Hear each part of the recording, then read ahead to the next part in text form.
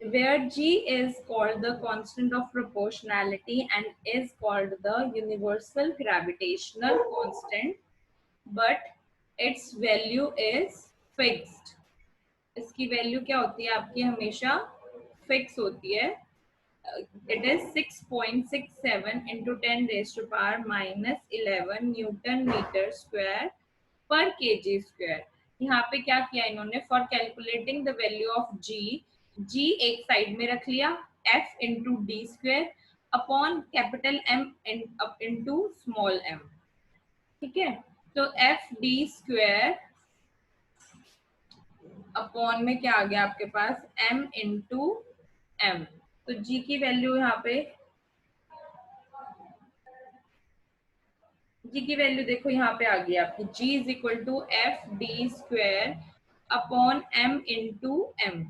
The SI unit of G can be obtained by substituting the units of force. Force की unit क्या होती है, Newton. Distance की unit क्या होती है, मीटर स्क्वायर. और बिकॉज d का भी स्क्वायर है तो आपका क्या होएगा, डिस्टेंस के उसका भी क्या हो जाएगा आपका square. And m into m, m की जगह वो पे आपका क्या हो जाएगा, kg square.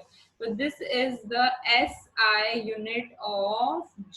SI unit of G क्या है आपका, it's Newton meter square per kg square, and the value of G was found out to be by using sensitive balance. The accepted value of G is 6.673 into 10 raised to power minus 11 Newton meter square per kg square. ये आपको learn करनी पड़ेगी value, because it is a constant value, it does not change and through out the universe. अगर आप universe में कहीं पे भी जाओगे, कैपिटल जी की वैल्यू जो है वो कांस्टेंट ही रहती है. इसीलिए इसको यूनिवर्सल ग्रेविटेशनल कांस्टेंट भी बोलते हैं.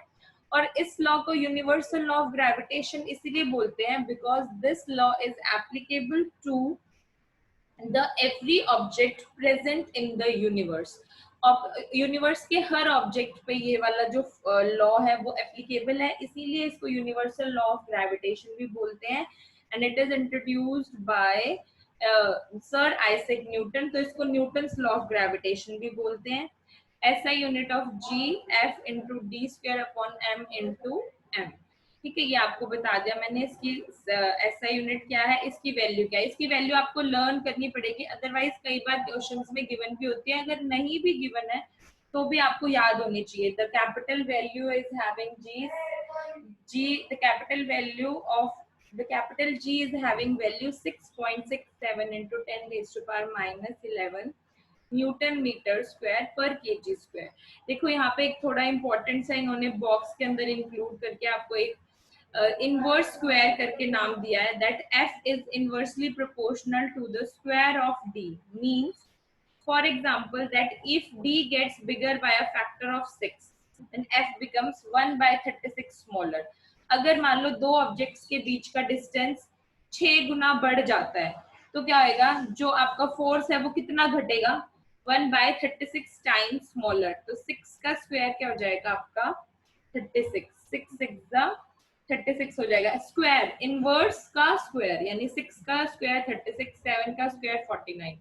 The law is universal because it is applicable to all bodies, whether the bodies are big or small, terrestrial or celestial, everything which is present in the universe.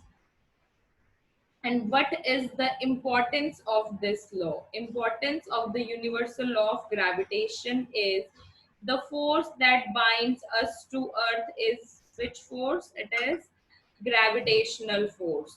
And the motion of the moon around the earth is due to gravitational force. The motion of planets around the sun, that is also due to law of gravitation. The tides due to the moon and the sun is, that is also the due to universal law of gravitation. यहाँ पे आप ये वाले दो questions आपका homework है. State the universal law of gravitation. You will write in your notebook statement.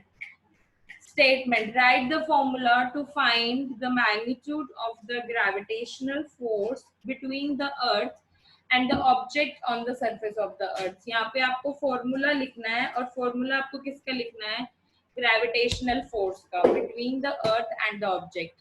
F is equal to earth का mass let करो कैपिटल M, ऑब्जेक्ट का कर लो स्मॉल m, और दोनों के बीच का डिस्टेंस अगर आप कैपिटल R ले लेते हो तो F is equal to G capital M small m upon R square.